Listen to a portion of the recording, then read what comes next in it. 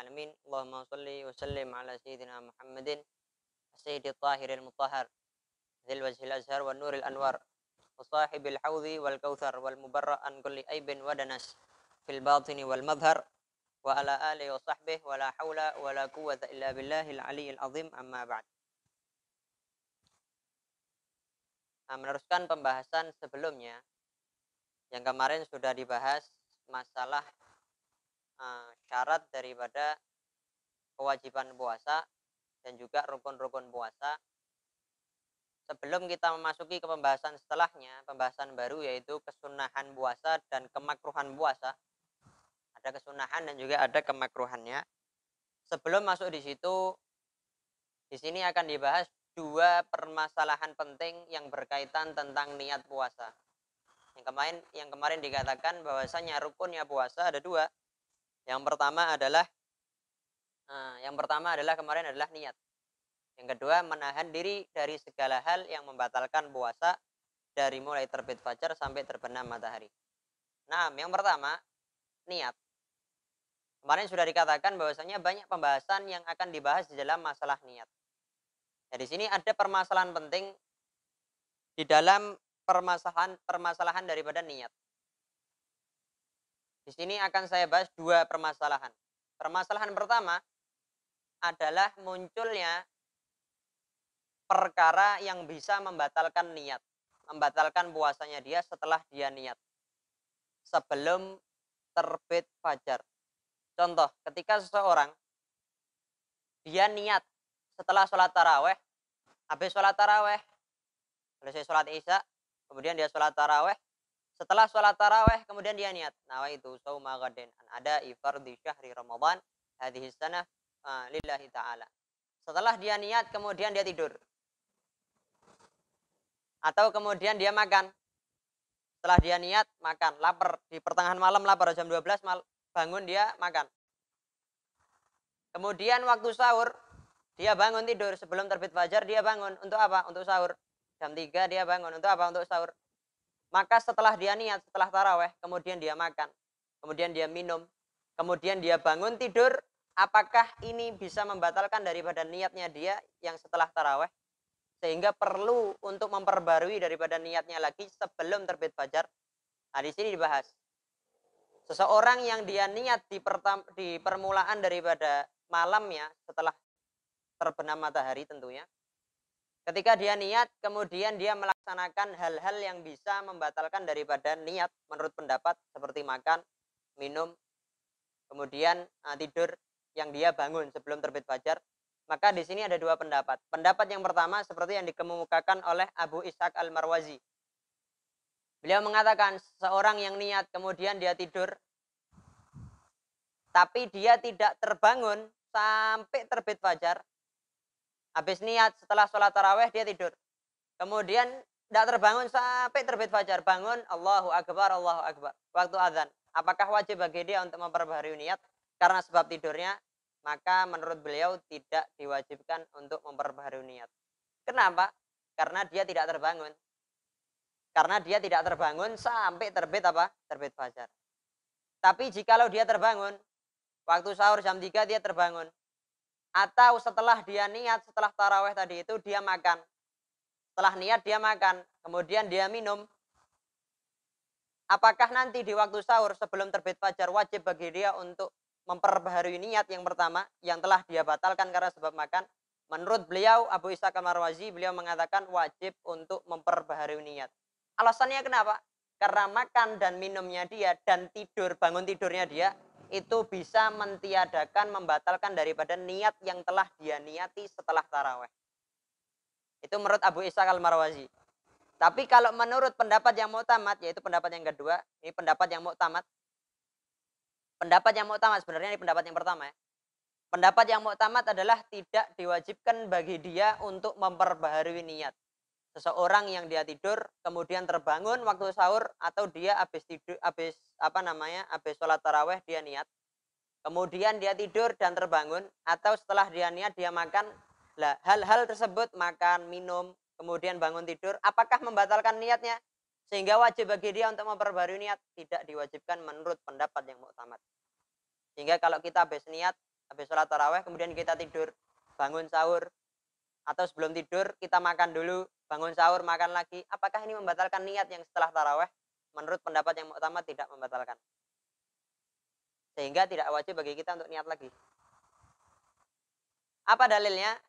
Allah Subhanahu wa taala berfirman, "Kulu washrabu hatta yatabayyana lakumul khaytul abyad minal khaytil aswad minal fajri, tsumma atimmus siyama ilal lail." Makan dan minumlah kata Allah. Sampai kapan? Sampai menjadi jelas kepada kalian benang putih daripada benang hitam dari fajar. Karena di dalam fajar maka yang ada namanya fajar shadiq. Terbit fajar shadiq maka sudah masuk waktunya dia untuk berpuasa, masuk waktu subuh. Fajar shadiq itu al-muntashiru daw'uhu mu'taridan bil ufuq. Yang mana cahayanya itu membentang. Maksudnya daripada benang putih kan di malam hari itu kan petang. Sehingga diibaratkan seperti apa? Benang hitam. Sampai kapan kamu boleh makan dan minum? Sampai nampak benang warna putih, yaitu apa? Terbit fajar shadiq. Sehingga ulama mengatakan, lah kalau seandainya makan dan minum setelah niat bisa membatalkan daripada niatnya dia, maka Allah tidak akan mengatakan bahwasanya makan dan minumlah sampai terbit fajar. Artinya kalau sudah niat, kemudian dia makan dan minum, tidak perlu untuk memperbaharui niat lagi. Namun kesimpulannya, ketika ada pendapat yang mengatakan bahwasanya makan dan minum setelah niat atau dia terbangun sebelum terbit fajar itu bisa membatalkan daripada niatnya dia sehingga mewajibkan untuk niat, maka pendapat yang mu'tamad tetap pendapat yang utama tadi apa? Tidak membatalkan tapi disunnahkan untuk memperbaharui niat. Jadi kita habis sholat taraweh kita niat, kemudian kita makan ya monggo terserah. Kemudian kita terbangun waktu sahur jam 3, setelah selesai makan kita niat lagi, perbaharui niat. Kenapa? Keluar daripada khilaf. Abu Ishaq al-Marwazi mengatakan apa? Batal niatnya. Nah, kemudian permasalahan yang kedua, apakah sahur mencukupi daripada niat? Seseorang makan sahur, dia habis makan habis buka, setelah dia berbuka, kemudian dia tidur, bangun isya, belum niat puasa belum niat. Dia puasa, dia bangun isya, kemudian dia sholat taraweh. Selesai sholat taraweh karena makannya dia kebanyakan, kemudian dia tertidur. Kemudian sampai waktu sahur jam 3 misalnya, dia makan tanpa dia berniat. Dia sahur tujuannya untuk apa? Saya sahur tujuannya untuk kuat beribadah puasa. Saya sahur tujuannya untuk apa? Untuk berpuasa. Saya sekarang sahur makan untuk apa? Mencegah daripada rasa lapar ketika saya berpuasa di siang hari. Minum tujuannya untuk apa? Mencegah rasa dahaga haus ketika di siang hari bulan Ramadan. Apakah ini mencukupi daripada niat? Sahur itu apakah mencukupi daripada niat? Maka dikatakan kalau seandainya di dalam dirinya dia, dalam benak dirinya dia, itu ada daripada hal-hal yang disyaratkan untuk disebutkan seperti apa kemarin? Masalah puasa wajib disyaratkan bagi orang yang hendak berpuasa wajib untuk mentakyin, menjelaskan ente mau puasa apa. Maka kalau dalam hatinya seorang yang tak sahur tadi itu, di dalam hatinya ada di dalam benaknya apa? Ana niat puasa Ramadan. Walaupun tidak diucapkan, maka sahurnya dia dikatakan itu adalah niat. Tapi kalau orang tidak sahur sama sekali, habis buka tidur bablas sampai terbit fajar, nah ini baru dikatakan orang yang tidak niat. Tapi kalau dia sahur, lah sahur ini apakah niat? Niat. Karena otomatis dia makan itu untuk apa? Ya untuk puasa. Puasa apa? Al-imsak anil mufattirat. Dia menahan diri daripada hal-hal yang bisa membatalkan daripada puasa. Sehingga sahurnya dia itu mencukupi daripada niatnya dia. Ketika di dalam benaknya ada tujuan untuk apa? Puasa Ramadan ditentukan. Makanya kemarin sudah dibahas bahwasanya niat itu tempatnya ada di dalam hati, bukan dilafatkan. Tapi sunnah untuk dilafatkan. Makanya setelah kita sholat tarawih kan bareng-bareng nawaitu shauma ghadan an ada fardhi syahri Ramadan hadhihi sanah lillahi ta'ala. Nah, sekarang masuk pembahasan baru yaitu adalah kesunahan puasa. Kesunahan kemudian ada puasa terlebih di dalam bulan Ramadan. Sunah-sunahnya atau adab-adabnya puasa itu banyak. Sehingga yang bagi an yatahalla bihas shaim fa fiha khairud dunya wal akhirah. Hendaknya bagi orang yang berpuasa, dia menghiasi dirinya dengan kesunahan-kesunahan ini, atau dengan adab-adab ini, terlebih di dalam bulan Ramadan. Sehingga dia akan mendapatkan daripada kebaikan dunia maupun kebaikan akhirat. Karena banyak, maka di sini hanya disebutkan ya sebagian lah. Banyak sebenarnya. Kesunahan pertama adalah sahur. Sahur walaupun sedikit. Apapun terserah. Mau makan kurma, mau satu kurma, bahkan walau bijur atima, walaupun dengan seteguk air. Makan dengan apapun sudah, sahur dengan apapun. Minum satu gelas, dikatakan dia sudah dapat kesunahan. Kata Nabi, tasahharu fa inna fis suhuri barakah. Sahurlah kalian, karena sesungguhnya di dalam sahur itu ada keberkahan. Jadi sunnah untuk sahur. Sahur. Walaupun dengan seteguk air. Oh ada seteguk air sama kurma, tapi lebih baik apa kurma? Kurma 3. Atau kalau mau makan, tidak apa-apa, makan nasi, makan mie, misalnya. Makan nasi goreng, tidak ada masalah.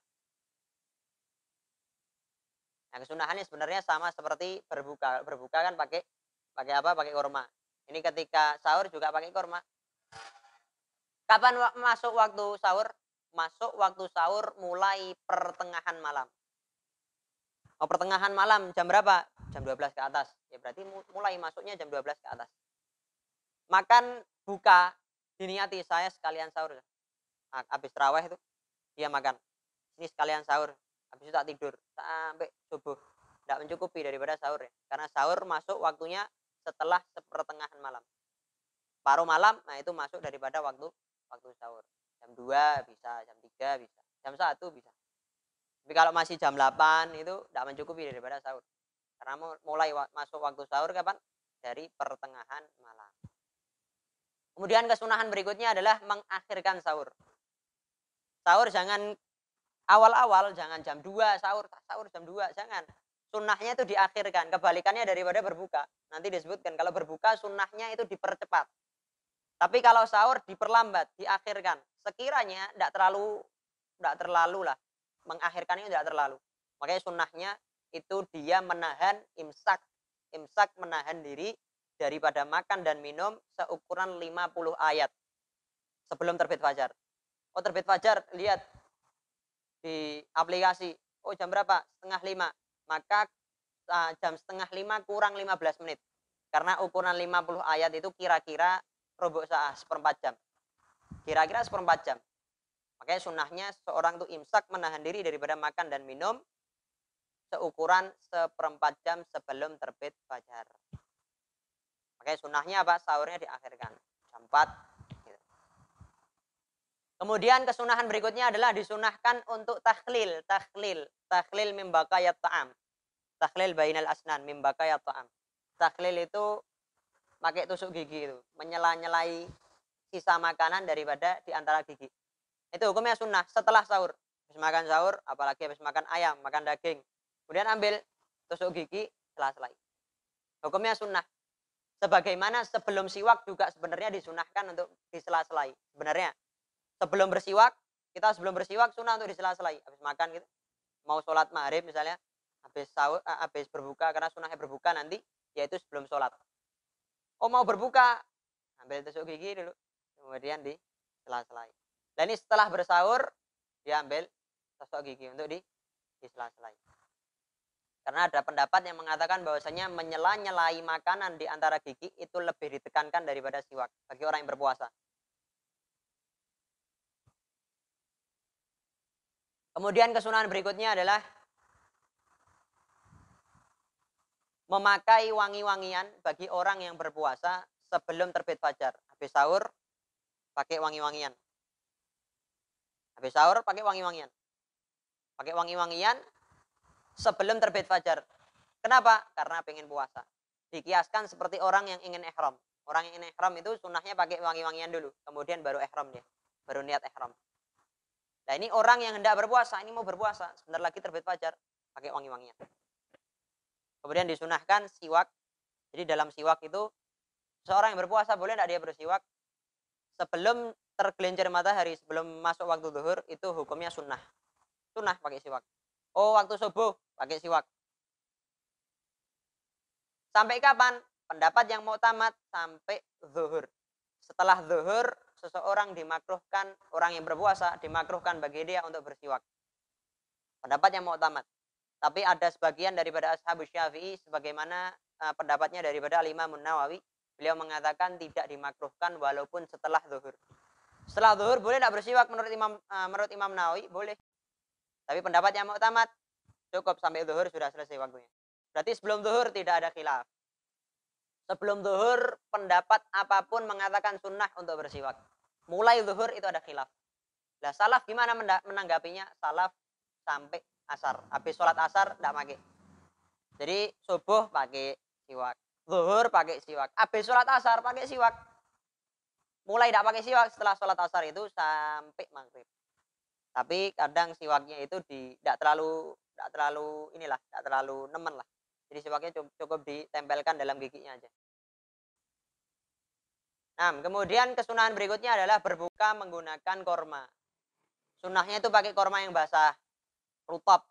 Nah, sunnahnya kemudian ganjil. 1, 3, 5, 7, 9, 11. Jangan genep. 1, lapar ambil 2. Sudah selesai saya mau makan nasi. Jangan genep ganjil kan. Ambil 1 lagi berarti 3. Sunnahnya apa? Ganjil. Oh, kalau tidak mau korma, ya yang lain. Air zam-zam misalnya. Tidak ada air zam-zam, ambil air. Pakai air. Kemudian pakai nasi. Kalau sekarang kan ada orang Indonesia langsung beratak, langsung pakai nasi. Kesunahannya apa pakai kurma? Kurma nasi tidak ada masalah. Cuma pakai kurma dulu 3. Makan dulu kurma. Kemudian kesunahan berikutnya adalah mempercepat berbuka. Dipercepat berbukanya. Kapan kesunahan mempercepat berbuka? Ketika dia yakin maghrib. Atau menyangka dengan tanda-tanda yang kuat. Ini kelihatannya sudah maghrib ini. Nah sekarang waktunya untuk apa? Untuk berbuka. Karena orang azan sebagaimana dalam subuh, zuhur, maghrib, isya. Itu mereka azan. Itu setelah masuk waktu sekian menit. 3 menit, bahkan 5 menit dan 7 menit bahkan. Makanya disunahkan ketika ngelihat ini kira-kira yakin ini. Anak yakin ini sudah maghrib. Nah sunnah. Untuk apa? Untuk mempercepat daripada berbuka. Yakin maghrib atau menyangka dengan tanda-tanda yang kuat, buka. Tapi kalau ragu ini kelihatannya maghrib atau enggak ya, maka wajib untuk ihtiyat, hati-hati. Tidak usah dimakan. Takutnya kalau makan ternyata belum maghrib, nah batal. Makanya hati-hati. Tapi kalau seandainya yakin anak sudah maghrib, nah, berbuka. Dipercepat dalam berbuka. Dan sunnahnya sebelum sholat maghrib. Sunnahnya sebelum sholat maghrib. Buka dulu, ditunggu sholat maghrib dulu biar enak makannya. Oh, enggak. Sunnahnya apa? Berbuka dulu baru apa? Baru sholat. Adapun kalau mau makan nasi setelah berbuka setelah sholat tidak ada masalah. Yang penting berbuka dulu. Makanya tadi sampai dikatakan berbukanya walaupun dengan air tidak ada masalah. Kayak air dulu. Pokoknya berbuka dulu sebelum apa? Sebelum sholat. Kemudian sunnah berikutnya apa? Berdoa ketika berbuka. Lah doanya gimana? Oh, banyak berdebat. Ada yang dhaif, ada yang begini. Gabungkan semuanya. Allahumma laka sumtu wa bika amantu wa ala rizqika aftartu zahabadh dhama'u wabtallatil uruku wa thabatal ajru insyaallah. Ada lagi riwayat, tambahi lagi alhamdulillahilladzi a'anani fasumtu wa razaqani fa aftartu. Tambahi riwayat lagi Allahumma inni as'aluka birahmatikal lati wasi'at kulla syai'in an taghfirali. Kemudian doa terserah tidak ada masalah. Udah apal beb, yes. Allahumma laka sumtu wa bika amantu wa la rizqika aftartu bi rahmatika ya arhamar rahimin. Apal yang zahabat dhama gabung sama Allahumma laka sumtu. Allahumma laka sumtu wa bika amantu wa la rizqika aftartu zahabat dhama'u wa btallatil uruku wa thabatal ajru insyaallah. Intinya pokoknya berdoa. Jangan tidak berdoa karena kesunahannya adalah berdoa. Kemudian kesunahan berikutnya adalah berbuka dengan sesuatu yang halal. Nah, sebagian ulama mengatakan idza sumta fanzur ala ayyi syai'in tuftir. Kalau kamu berpuasa, maka lihatlah dengan apa kamu berbuka. Wa indaman tuftir, dan dengan siapa kamu berbuka. Jadi kalau kamu berpuasa, itu kata ulama, lihat dengan apa kamu berbuka. Dan dengan siapa kamu berbuka. Fa innal haram summum muhlik lid-din wal halalu dawa'un yanfa'u qalil wa yadhurru katsir. Karena haram itu adalah racun yang bisa membahayakan daripada agama seseorang. walaupun sedikit daripada makanan yang haram itu bisa membahayakan agama seseorang. Sedangkan makanan yang halal, sedikit daripada makanan yang halal itu bisa memberikan manfaat, tapi kalau banyak ya bisa memberikan madarat. Makanya orang kalau banyak makan itu salah satu tanda hatinya sakit, hatinya kotor. Menyebabkan hati kotor itu kalau banyak makan. Jadi kalau berbuka jangan banyak-banyak. Kalau berbuka sebelum kenyang berhenti.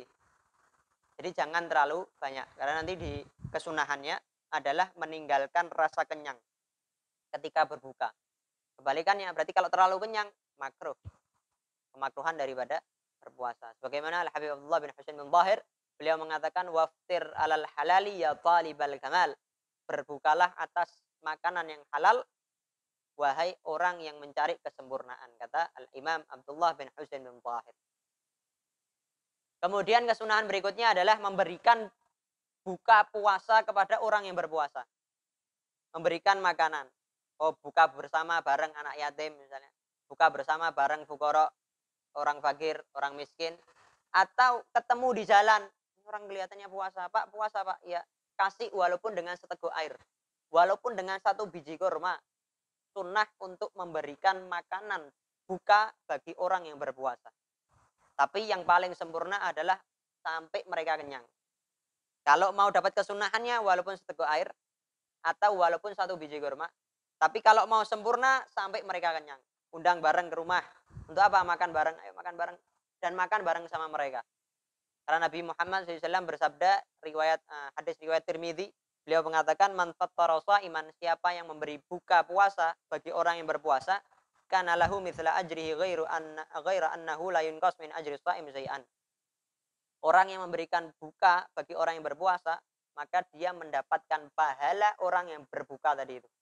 Orang yang berpuasa yang dia beri makanan dikasih pahalanya kepada dirinya tanpa dikurangi sama sekali. Berarti dia mendapatkan dua pahala. Pahala puasanya dia dan pahala puasa orang yang dia berikan makanan. Jadi ini hukumnya adalah sunnah. Memberikan makanan kepada orang yang berbuka puasa. Nah, makanya juga jangan kita ngupload posting daripada makanan yang enak di Instagram, di Facebook. Banyak orang yang tidak bisa makan. Banyak orang yang tidak bisa makan enak. Kita bersyukur kita bisa makan, alhamdulillah bisa makan.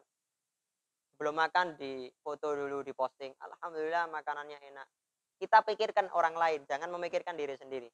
Orang lain banyak yang tidak bisa makan enak. Sehingga kalau kita makan makanan enak, kita pergi ke restoran, kemudian kita pergi ke rumah makan yang sangat nikmat makanannya, kita pikirkan orang lain. Alhamdulillah kita bisa makan enak. Lah orang lain, banyak mereka yang bersyukur dapat makanan yang kurang nikmat bagi kita mungkin yang biasa makan enak, mereka itu bersyukur, alhamdulillah dapat makanan yang seperti ini. Oleh karena itu sampai dalam Islam disunahkan untuk apa? Bagi-bagi, berbuka. Kemudian kesunahan berikutnya berdoa ketika berpuasa, baik urusan dunia maupun urusan akhirat. Urusan dunia dan juga urusan akhirat, apalagi zaman sekarang ada virus, kita doakan. Doanya orang yang berpuasa adalah doa yang mustajabah, diijabahi oleh Allah Subhanahu wa taala. Banyak orang Islam yang berpuasa bulan Ramadan ini minta semuanya sama Allah, dihapus, diangkat semua daripada malapetaka. Bencana dihapus sama Allah, insya Allah dikabulkan sama Allah Subhanahu wa taala. Kemudian kesunahan berikutnya adalah tidak terlalu kenyang walaupun dari makanan yang halal, apalagi makanan yang haram. Makanan yang haram maka hukumnya wajib untuk menjaga. Tapi kalau makanan yang halal, boleh enggak kita untuk terlalu kenyang makanan daripada makanan-makanan yang halal? Boleh. Hukumnya makruh. Kemakruhan puasa. Berbuka sampai kenyang. Wah, sampai tidak kuat berdiri dia. Ini hukumnya makruh. Sunahannya jangan. Santai, biasa aja. Makan. Lapar, makan. Kenyang, mandek, berhenti. Lapar, makan, kenyang, berhenti. Sebelum kenyang, berhenti. Itu kesunahannya. Karena tujuannya orang berpuasa itu kan menahan diri daripada makanan. Supaya terlatih. Supaya apa? Dia memikirkan daripada orang-orang yang di luar bulan Ramadan banyak yang berpuasa dia. Berpuasanya bukan karena keinginannya. Tapi karena keadaannya. Dia tidak bisa makan, tidak bisa minum. Lah kita ini dilatih. Orang-orang yang di luar sana yang belum bisa makan, belum bisa minum, bahkan sehari, 2 hari dan lain sebagainya. Nah itu dilatih supaya apa? melatih daripada hati. Oh, orang banyak yang tidak bisa makan, banyak yang tidak bisa minum. Itu adalah tujuan puasa. Sehingga kalau terlalu kenyang, hukumnya adalah makruh. Kemudian kesunahan berikutnya adalah tidak memuntahkan air. Membuang air yang ada di mulut ketika dia berbuka, dia kumur-kumur. Ambil air, berbuka, Allahu Akbar, Allahu Akbar, ambil air. Kemudian dia kumur-kumur. Tidak ditelan, malah dibuang sama dia. Maka hukumnya makruh. Sunnahnya itu setelah dia minum air ataupun minum sirup dan lain sebagainya. Air yang ada di mulutnya dia itu sunnahnya ditelan. Bukan kumur-kumur kemudian dikeluarkan. Ini hukumnya makruh. Kenapa? Karena dia menghilangkan daripada bau mulut daripada orang yang berpuasa. Nabi mengatakan la khalufu fami shaim atyabu indallahi min rihil misik. Bau mulutnya orang yang berpuasa itu lebih harum, lebih wangi daripada rihil misik, daripada minyak wangi misik. Daripada bau misik lebih harum bau mulutnya orang yang berpuasa. Sehingga kalau berbuka puasa, air yang ada di mulut ketika dia kumur-kumur jangan dimuntahkan. Telan. Karena kalau dimuntahkan nanti bisa menghilangkan daripada barokah berpuasa. Kemudian kesunahan berikutnya adalah khawatir, rasa takut karena tidak diterimanya puasanya dia oleh Allah Subhanahu wa taala. Sehingga di dalam hatinya dia ada antara dua, berharap diterima dan rasa takut tidak diterima oleh Allah. Berharap diterima sama berharap tidak diterima sama Allah Subhanahu wa taala. Ketika dia dia berpuasa, dia merasa khawatir, ya Allah, apakah puasanya saya ini di hari ini itu diterima oleh Engkau? Dan saya berharap kepada Engkau, saya serahkan semuanya kepada Engkau untuk menerima daripada pahala puasanya saya. Jadi antara dua, dia berharap diterima dan dia khawatir akan tidak diterimanya pahala puasanya dia. Dan itu yang seharusnya dari seorang hamba. Itu yang seharusnya dari seorang hamba. Bahkan Syekh Umar Al-Mukhtar beliau mengatakan, kalau seandainya aku tahu Allah Subhanahu wa taala akan menerima satu tasbihku, satu ucapan subhanallahnya saya, maka aku la dhayyaftu ahlat tarim hatta kilabah. Aku akan menjamu penduduk tarim walaupun anjingnya. Ini maksudnya apa? Karena beliau tidak tahu. Satu tasbihnya beliau, ini sekelas beliau, Syekh Umar Al-Mukhtar. Satu tasbihnya itu tidak tahu beliau. Ini diterima oleh Allah atau tidak. Karena beliau memiliki al-khawfu, rasa khawatir akan tidak diterima yang amalnya. Dan beliau memiliki sifat roja juga. Yaitu apa? Berharap untuk diterima segala amal ibadahnya. Dan ini yang harus dimiliki oleh seorang hamba. Tidak harus pada puasa saja. Sholat, sedekah, zikir dan lain sebagainya. Nah, kemudian kesunahan berikutnya adalah niat berpuasa ketika berbuka puasa. Setelah berbuka, habis makan, selesai makan niat nawaitu shauma ghadin. Dan ada ifardhi syahri Ramadan hadhihi sanah lillahi ta'ala. Tujuannya untuk apa? Dikhawatirkan nanti dia lupa. Setelah berbuka, dia terlalu kenyang, habis sholat, kemudian sholat taraweh, dia lupa tidak niat, tidur bablas sampai terbit fajar, tidak sah nanti niat puasanya dia. Kenapa? Tidak niat. Sehingga sunnahnya apa? Habis berbuka niat. Dan sunnah lagi yaitu apa? Niat ketika sahur yang tadi sudah dijelaskan. Ketika sahur niat, kenapa? Keluar daripada khilaf. Karena tadi ada pendapat seperti pendapatnya daripada Abu Ishaq Al-Marwazi. Beliau mengatakan bahwasanya makan dan minum setelah niat berpuasa itu menyebabkan batal niatnya dia. Sehingga wajib untuk niat lagi. Nah, supaya terlepas daripada khilaf yang mengatakan tidak sah, yang mengatakan wajib untuk niat lagi, maka disunahkan untuk niat lagi. Karena dalam mazhab Syafi'i itu ada kesunahan, ada kaidah al-khuruju minal khilafi mustahabun. Keluar daripada khilaf itu hukumnya sunnah. Ada khilaf. Keluar daripada khilaf hukumnya sunnah. Sebagaimana dalam niat sholat taraweh dikasih min tab'idiyah. Usolli rak'ataini minat taraweh. Saya niat 2 rakaat minat taraweh dari rak'atain. Karena ada yang mengatakan min itu di situ wajib untuk disebutkan. Sehingga disunahkan untuk disebutkan. Kenapa? Khurujan minal khilaf. keluar daripada apa? Daripada khilaf. Kemudian kesunahan berikutnya mandi janabah atau mandi suci daripada haid, mandi suci daripada nifas. Sebelum terbit fajar, suci daripada haid. Nah, ini sering ditanyakan, bagaimana seorang yang haid, dia hendak berpuasa, lepas daripada haidnya, sudah terputus darahnya, tapi dia belum mandi, apakah boleh bagi dia untuk berpuasa? Sah dia berpuasa walaupun dia belum niat, walaupun dia belum mandi. Yang penting sudah niat. Dia sudah niat berpuasa, sudah niat, ya sudah teruskan. Walaupun dia belum mandi, maka sah. Tidak ada masalah. Illa qtisalin aw badilin yamtani as-sawmu wa talaqu hatta yanqati. Tapi kesunahannya mandi sebelum terbit fajar. Walaupun orang yang haid, orang yang nifas, suci daripada haid dan nifasnya, sebelum terbit fajar, dia dalam keadaan masih belum mandi, yang penting sudah terputus darahnya, kemudian terbit fajar dalam keadaan masih belum mandi, tetap dikatakan sah. Tapi ada pendapat yang mengatakan wajib bagi dia untuk mandi. Sehingga kalau belum mandi, tidak sah dia untuk puasa. Makanya disunahkan seseorang yang suci daripada haid atau nifas untuk mandi sebelum terbit fajar. Alasannya dua. Yang pertama adalah keluar daripada khilaf, keluar daripada pendapat. Yang kedua adalah supaya dia berpuasa dalam keadaan suci. Sehingga disunahkan bagi dia untuk mandi sebelum terbit fajar. Kemudian kesunahan berikutnya adalah menahan lisan, menahan mulut. Daripada apa? Banyak omongan yang tidak ada manfaatnya. Banyak berbicara yang tidak ada manfaatnya, baik urusan dunia maupun urusan agama, tidak ada manfaatnya sama sekali. Ini ditinggalkan. Banyak majelis ngomong tidak ada pentingnya, apalagi ghibah ngerasani. Berbuka, bukanya nanti dengan apa? Dengan ghibah. Makan daging, nah dagingnya daging mentah. Bukanya dengan ghibah. Ini berarti berbuka dengan apa? Dengan hal yang haram. Nah, kemudian kesunahan berikutnya adalah menjaga daripada anggota tubuh. Daripada mengerjakan hal-hal yang tidak ada manfaatnya, yang tidak sampai berdosa. Seperti apa? Main HP kebanyakan ketika puasa. Nah, ini termasuk daripada kesunahannya apa? Jangan main HP terlalu banyak. Main HP apakah dosa? Tidak dosa. Dilihat daripada dalamnya.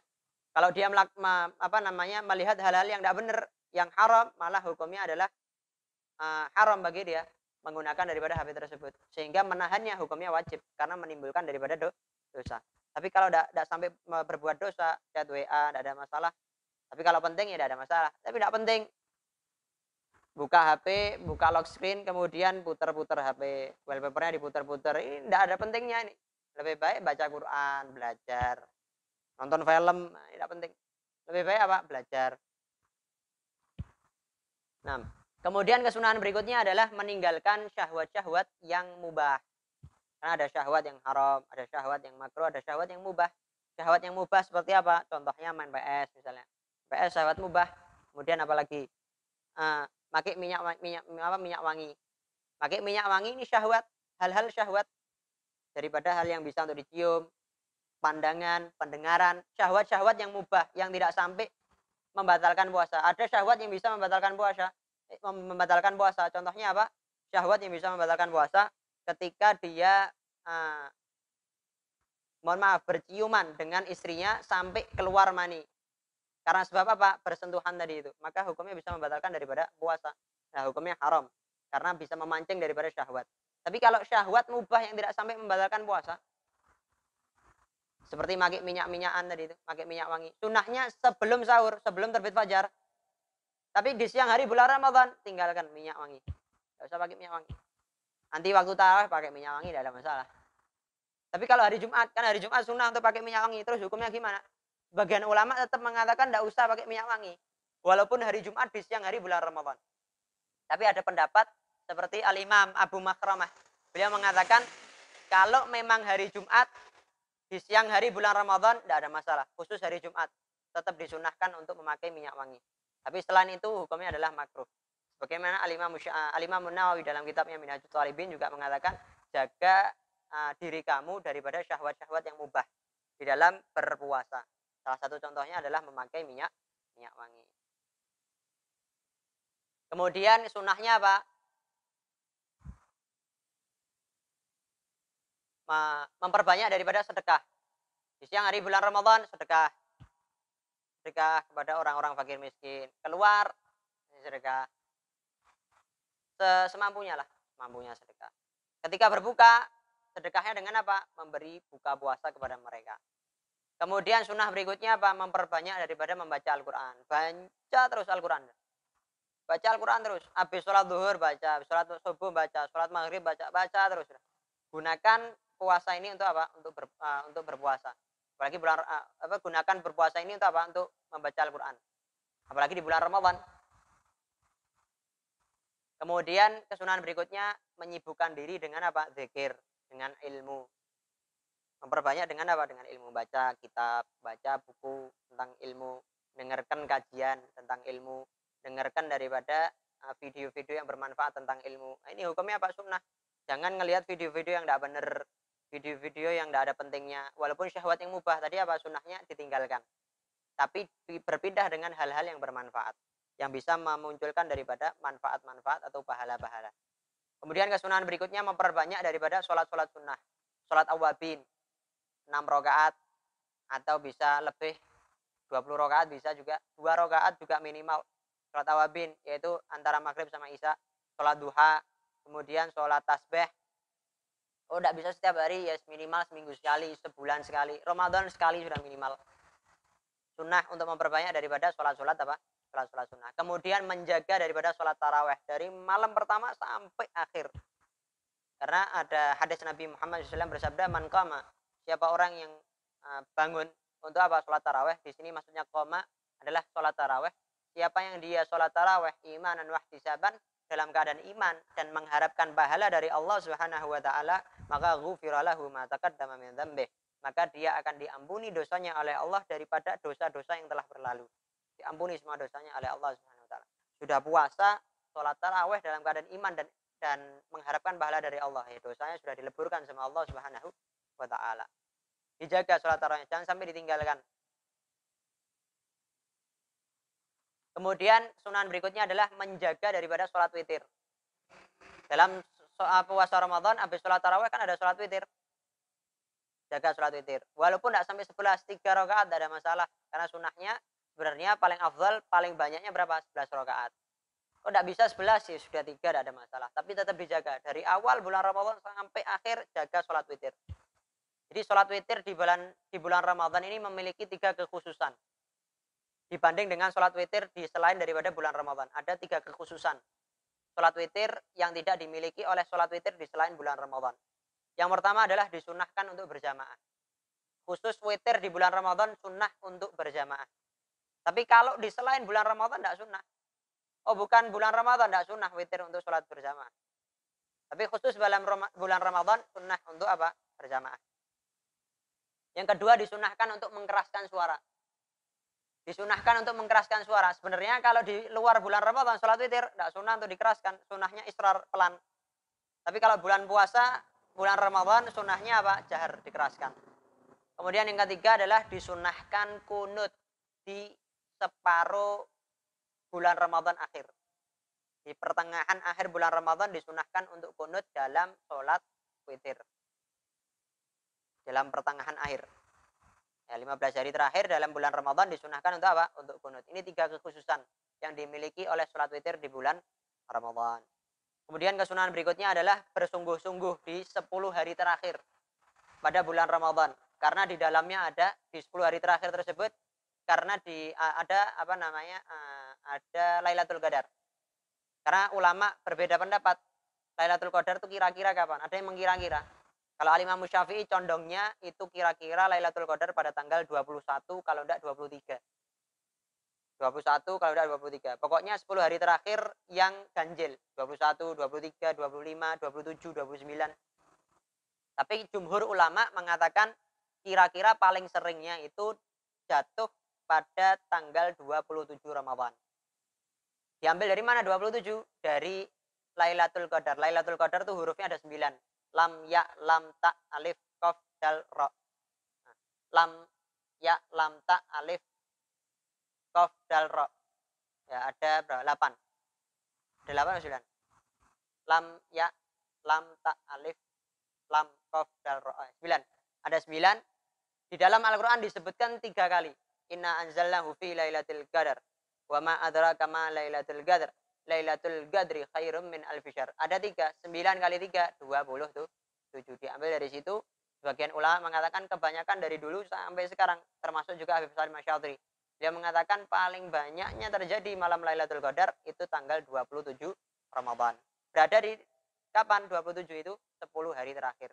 Sehingga di 10 hari pertama, 10 hari pertengahan sama 10 hari terakhir lebih ditekankan 10 hari terakhir karena di situ diharapkan ada malam Lailatul Qadar.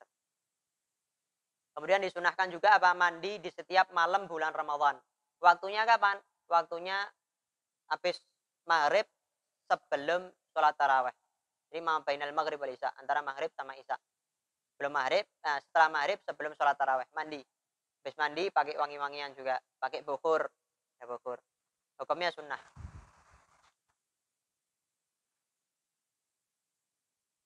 Kemudian sunnah berikutnya apa? Membaca daripada Allahumma innaka afuwun karim tuhibbul afwa fa'fu anni. Allahumma innaka afuwun tuhibbul afwa fa'fu anni. Allahumma innaka afuwun karim tuhibbul afwa fa'fu anni. Dibaca terus itu. Tidak harus pada malam Lailatul Qadar. Itu lebih khusus lagi. Tapi di malam-malam yang lainnya tidak harus malam. Pagi hari baca, siang hari baca. Jadi tidak ada zikir menunggu buka itu tidak ada. Itu adalah zikir bagi orang yang berpuasa. Mau dari subuh, zuhur, asar, maghrib, isya, ya bacaannya itu. Asyhadu an la ilaha illallah astaghfirullah nas'alukal jannah wa na'udzubika minan nar. Allahumma innaka afuwun tuhibbul afwa fa'fu anna. Kemudian kesunahan berikutnya adalah tidak memperbanyak tidur di siang hari bulan Ramadan. Memperbanyak tidur terus. Nah ini hukumnya apa? Hukumnya adalah makruh kalau memperbanyak tidur. Habis sholat subuh tidur sampai buka. Habis sholat subuh tidur sampai buka. Ini hukumnya apa? Hukumnya makruh. Kemudian kesunahan berikutnya, ketika seseorang mencaci, ada orang nyaci maki, kamu begini. Hukumnya kesunahannya apa? Ada kesunahan, yaitu apa? Mengucapkan di dalam hatinya inni shaim. Ya Allah, saya ini dalam keadaan berpuasa. Apakah diucapkan kalau tidak khawatir riya? Sekiranya anak tidak khawatir riya, contoh tidak khawatir riya apa? Ya sama-sama puasa bulan Ramadan. Kalau sama-sama bulan puasa kan sama-sama puasa mereka. Sehingga kalau diucapkan tidak khawatir riya, dicaci maki. Contohnya misalnya habis nyerempet mobil orang, tidak sengaja keluar mobil, kamu begini. Pak, saya puasa pak. Ini hukumnya apa? Sunnah. Ini soal. Tapi kalau seandainya di puasa sunnah, misal puasa sunnah kan tidak semua orang puasa hari Senin, maka kalau khawatir riya cukup di dalam hati. Supaya mengingatkan, anak ini puasa, tidak boleh marah. Anak ini puasa, tidak boleh marah. Oke, sampai Al-Imam Al-Ghazali, beliau membagi. Puasa itu dibagi menjadi 3. Kata Al-Imam Al-Ghazali, puasa dibagi 3. Yang pertama adalah shaumul umum, puasa umum. Puasa umum ini maksudnya apa? Berpuasa dari hal-hal yang bisa membatalkan puasa. Dari mulai terbit fajar sampai terbenam matahari. Itu adalah puasa umum ya. Orang awam ya ini yang pertama ini. Yang kedua, shaumul khusus, puasa yang khusus. Yaitu apa? Berpuasa menahan diri daripada maksiat. Ini shaumul khusus, puasa yang khusus. Yang ketiga, puasa lebih khusus dari yang kedua. Khususnya khusus lagi. Yaitu apa? Berpuasa dari selain Allah. Maksudnya apa berpuasa dari selain Allah? Tujuannya dia, yang ada dalam benak pikirannya dia hanya Allah Subhanahu wa taala. Dunia tidak ada. Allah. Bagaimana Sayyidah Zulaikha ketika mengejar cintanya Sayyidina Yusuf, Nabi Yusuf alaihissalam. Tapi ketika sudah mengenal Allah Subhanahu wa taala, beliau lebih mencintai Allah Subhanahu wa taala lebih dari segala-galanya. Yang dulunya mencintai Nabi Yusuf lebih dari segala-galanya. Ketika mengenal Allah Subhanahu wa taala, lebih diutamakan Allah Subhanahu wa taala. Berarti beliau sudah menyandang saumu khususil khusus. Puasa khusus lebih dari khusus lagi, yaitu khawasul khawas. Kemudian yang terakhir adalah kemakruhan puasa. Jadi kesunahannya banyak. Tadi diantaranya adalah kesunahan berpuasa. Kesunahannya banyak. Nah, sekarang kemakruhan. Kemakruhan juga banyak. Nah, di sini disebutkan beberapa. Yang pertama adalah bekam cantuk. Ini hukumnya adalah makruh. Kenapa? Karena bisa bikin lemes. Alasan yang pertama bikin lemes, yang kedua adalah keluar daripada khilaf. Karena ada pendapat yang mengatakan batal. Seseorang cantuk, seseorang bekam di siang hari bulan Ramadan hukumnya adalah batal. Ada pendapat. Maka kita keluar daripada pendapat, maka jangan berbekam atau cantuk di siang hari bulan Ramadan. Kemudian kemakruhan berikutnya adalah tadi itu yang disebutkan dalam kesunahan berpuasa, tidak memakai wangi-wangian. Berarti kalau memakai wangi-wangian itu kan termasuk daripada syahwat yang mubah di siang hari bulan Ramadan. Sunnahnya tadi sebelum fajar. Berarti di siang hari bulan Ramadan jangan pakai wangi-wangian. Dicium, walaupun hari pakai dicium tetap hukumnya makruh. Karena meninggalkan daripada syahwat-syahwat yang mubah itu hukumnya sunnah. Sehingga kalau dilaksanakan hukumnya adalah makruh. Kemudian kemakruhan berikutnya bersiwak setelah tergelincir matahari, setelah zuhur. Tadi sudah dijelaskan. Bersiwak kalau sebelum zuhur sunnah bagi orang yang berpuasa. Setelah zuhur hukumnya apa? Makruh. Sama seperti sikat gigi. Sikat gigi disamakan seperti siwak. Setelah zuhur hukumnya makruh, tapi dengan syarat kalau tidak pakai odol. Kalau pakai odol tambah syarat lagi, yaitu apa? Jangan sampai ada odol yang masuk ke dalam rongganya dia. Kalau ada yang masuk, udah makruh lagi, malah hukumnya batal. Kemudian kemakruhan berikutnya yang dimakruhkan bagi orang yang berpuasa adalah mubalaghah. Berlebih-lebihan dalam berkumur dan memasukkan air ke hidung. Orang yang berpuasa itu sunnah bagi dia untuk kumur ketika wudhu sama memasukkan air ke hidung. Sunnah hukumnya. Bagi orang yang berpuasa maupun yang tidak berpuasa. Tapi kalau orang yang berpuasa, apakah disunnahkan bagi dia untuk berlebih-lebihan? Kumur-kumur sampai pucuk. Sampai ujung. Apakah disunahkan? Orang yang tidak berpuasa sunnah untuk berlebih-lebihan dalam berkumur dan memasukkan air ke hidung. Tapi kalau orang yang berpuasa hukumnya adalah makruh. Sehingga kalau ada air yang masuk sampai ke rongga, sampai ke mulut atau sampai ke hidung, dalam keadaan berlebih-lebihan dalam berkumur dan memasukkan air ke hidung, maka hukumnya adalah batal. Tapi kalau kumur-kumur yang tidak sampai berlebihan, kemudian ada air yang masuk tanpa disengaja, batal apa enggak? Enggak batal. Sebutkan dalam kaidah al-ma'dzun fi syai'i al-mutawalid fi syai', sesuatu yang terlahir. Al-mutawalid min al-ma'dzun fi, sesuatu yang terlahir daripada yang diizinkan oleh syariat, maka la athara lahu. Tidak memberikan pengaruh sama sekali. Berkumur disunahkan, berarti kalau ada air yang masuk di dalam rongga tanpa disengaja, ke mulut tanpa disengaja, apakah batal? Tidak batal. Tapi kalau berlebih-lebihan hukumnya makruh. Berarti kalau ada air yang masuk, maka hukumnya batal. Karena berlebih-lebihan tidak diizinkan oleh apa? Oleh syariat. Intinya kemakruhan puasa itu adalah segala kesunahan puasa, segala sesuatu yang disunahkan dalam puasa yang tadi sudah disebutkan, ketika ditinggalkan maka hukumnya adalah makruh. Contohnya tadi apa? Sahur. Sahur hukumnya apa? Sunnah puasa. Berarti kalau tidak sahur, makruh. Disunahkan untuk mempercepat berbuka. Berarti kalau diperlambat dalam keadaan bertujuan, saya bertujuan untuk memperlambat daripada berbuka puasa. Dan dia menyangka bahwasanya kalau memperlambat berbuka itu ada fadilah, ada pahala di situ, maka hukumnya makruh.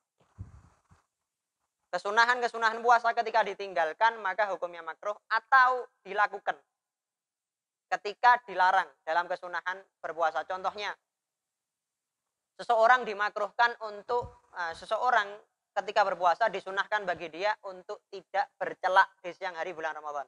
Bercelak di siang hari bulan Ramadan itu sunnahnya jangan dilakukan. Ada kesunahan jangan melakukan bercelak di siang hari bulan Ramadan. Berarti kemakruhannya ketika itu dilaksanakan hukumnya makruh. Yang aslinya dilarang itu menjadi kesunahan, berarti kalau dilaksanakan menjadi kemakruhan daripada puasa. Yang aslinya dianjurkan oleh syariat kesunahan untuk berpuasa, ternyata ditinggalkan berarti makruh. Atau yang seharusnya untuk ditinggalkan seperti tadi itu meninggalkan daripada bercelak di siang hari bulan Ramadan, ternyata dia lakukan, maka hukumnya adalah makruh. Jangan bercelak karena ada khilaf yang mengatakan bahwasanya ketika bercelak kemudian dia meludah, ada ludahnya tadi itu ada warna hitam karena sebab celaknya tadi itu, maka hukumnya adalah batal. Keluar dari khilaf sehingga disunahkan untuk tidak bercelak di siang hari bulan Ramadan. Bercelaknya di malam hari ya, bercelak. Belum tidur bercelak. Jadi kesunahan dan kemakruhan puasa itu banyak. Jadi itu sebagian daripada kesunahan dan kemakruhan. Intinya kesunahannya banyak yang sudah disebutkan tadi, dan kemakruhan intinya satu aja. Ketika kesunahan-kesunahan puasa ditinggalkan, yang seharusnya dianjurkan kemudian malah ditinggalkan, atau yang seharusnya ditinggalkan yang menjadi kesunahan malah dia lakukan, maka hukumnya adalah makruh, menjadi kemakruhan daripada puasa. Apakah membatalkan daripada pahala puasa? Itu nanti akan dibahas di dalam bab tersendiri, yaitu hal-hal yang membatalkan puasa. Ada kalanya pahala puasanya yang batal, ada kalanya puasanya batal. Wallahu a'lam. Sallallahu alaihi Muhammad wa ala alihi wasallam walhamdulillahi rabbil alamin.